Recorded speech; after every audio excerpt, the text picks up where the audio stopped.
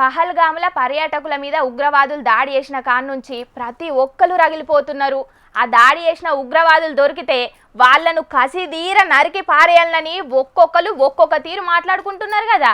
ఇక ఇలా కర్ణాటక మంత్రి ఏమన్నాడో ఇందాం పాండ్రి. ನಾವು ನಾನು ಮುಂಚೆ ನಾನು ಹೇಳ್ತಾ ಇದ್ದೆ, ಭಾಳ ಸತಿ ಹೇಳ್ತೀನಿ ನಾನು, we are Indians, we are Hindustani.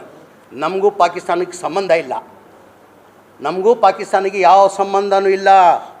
ಯುದ್ಧ ಮಾಡಬೇಕಂದ್ರೆ ರೆಡಿ. ಅದಕ್ಕೆ ನನಗೆ ಆಸ್ ಎ ಮಂತ್ರಿಯಾಗಿ ನಾನು ಕಳಿಸ್ತಾರಂದ್ರೆ ಹೇಳಿ ನಾನು ಹೋಗಲು ಸಿದ್ಧ. ನಾನೇ ಹೋಗ್ತೀನಿ, ಅಲ್ಲಿ ಯುದ್ಧ ಮಾಡಬೇಕು ದೇಶಕ್ಕೋಸ್ಕರ. ನಡೀರಿ ಹೋಗ್ಬಿಡುವ, ನಾನು ಹೋಗ್ತೀನಿ ರೀ. ಬೇಕಾದರೆ ಸುಸೈಡ್ ಬ್ಯಾಗ್ ಹಾಕ್ತೀನಿ ನಾನು. ಓಪನ್ ನಾನು ಹೇಳ್ತಲ್ಲ, ಕೇಳಿಲಿ, ನಾನು ತಮಾಷೆಗೆ ನಾನು ಜೋಶಲ್ಲಿ ಹೇಳ್ತಾ ಇಲ್ಲ.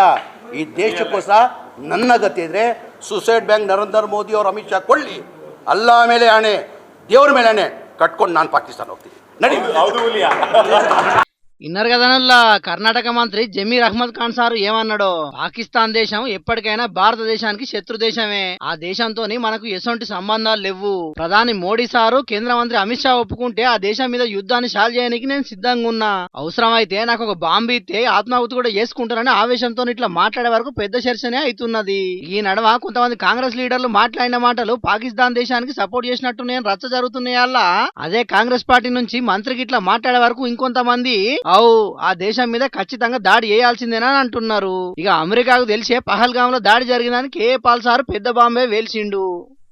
ఇంటెలిజెన్స్ రిపోర్టు అమెరికన్స్ దగ్గర ఉంది. ఎవరు చేయించారు ఈ దాడులు, ఎవరు చేశారు, దీన్ని దేని కొరకు ఎవరు ఎలా చేశారు అన్నది వాళ్ళ దగ్గర ఉంది ఇన్ఫర్మేషన్. మరి పాల్ సార్ చెప్పిన దాంట్లో ఎంతవరకు నిజం ఉన్నదో తెలియదు గాని అటు పాకిస్తాన్ మంత్రులు కూడా తేపకోసారి మనల్ని గెలుకుతూనే ఉన్నారు. ఇప్పటికే సింధు నది నీళ్లను పాకిస్తాన్ కు పోకుండా మన దేశం ఆపుదల ఏతున్నది కదా.